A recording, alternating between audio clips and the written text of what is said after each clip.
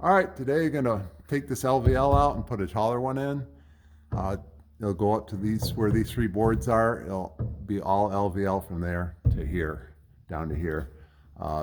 Put some support boards in. They're screwed here and screwed to this, so as I jack up here, when the load comes off of this one, it's already moving. It won't fall on my head or wherever. And I have two more out here because I have two trusses. This one, single one, and the triple one. This one is here because of the dormer. So it's carrying quite a bit of weight, and it's transferring the weight over to these two jacks.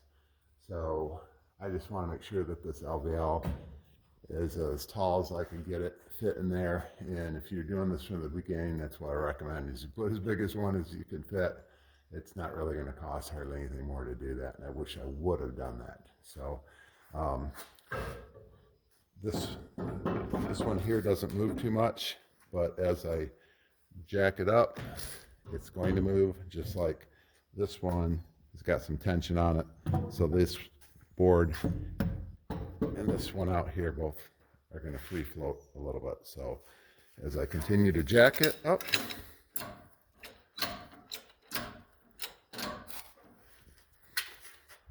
you can see that floats very easily, and this one does too. And then you use these angle wedges, and as you slide them together, it takes up the space.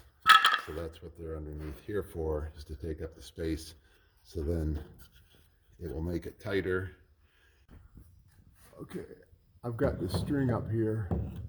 Kind of shows me whether the bow's out of there. But I measured also from this truss to the floor and from this truss to the floor. And I wrote it down. It's 101 1/4 and 101 3/8 all the way to the floor. And that will help me know how much I've lifted it up. And as I jack these up, I can hit these boards in with other boards, and I'll show you how I'm going to do that in just a second.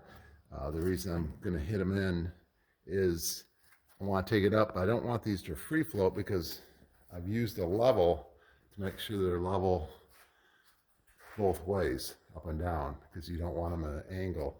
If you do, they might kick out on you, so we don't want that. So they're level, and I'll show you how I drive the wedges in as we go up. All right, so as I jack this up a little bit, I'll take some pressure off. Put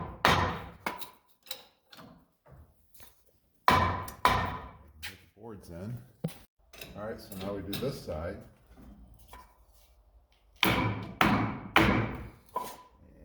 Outside, you might have saw this one came loose, so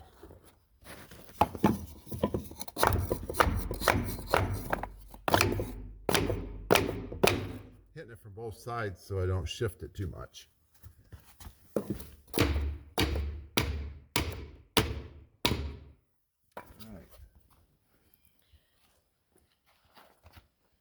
So now we get to cut the LVL loops here.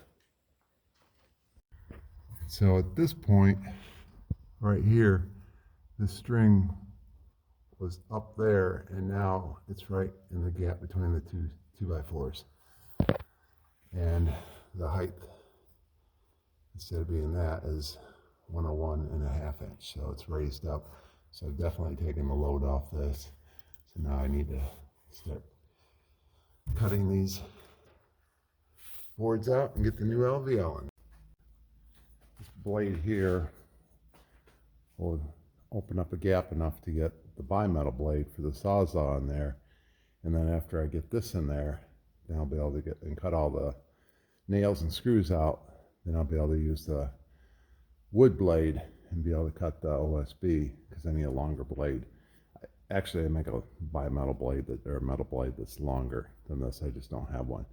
So, but I'm using this to open it up so I can get this blade in there to start with.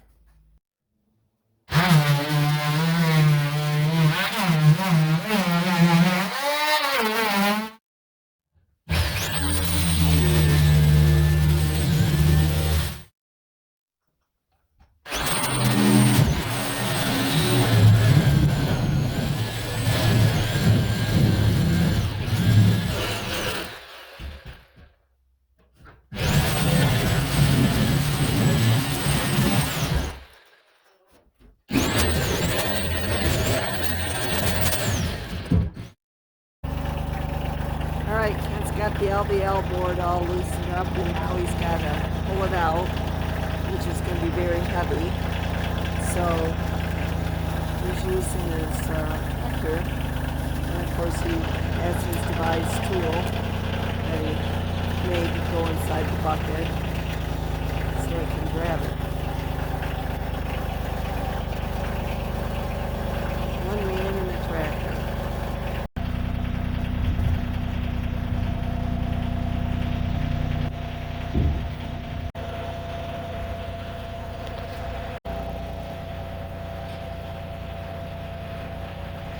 And that's the way you lower that LVL, heavy LVL.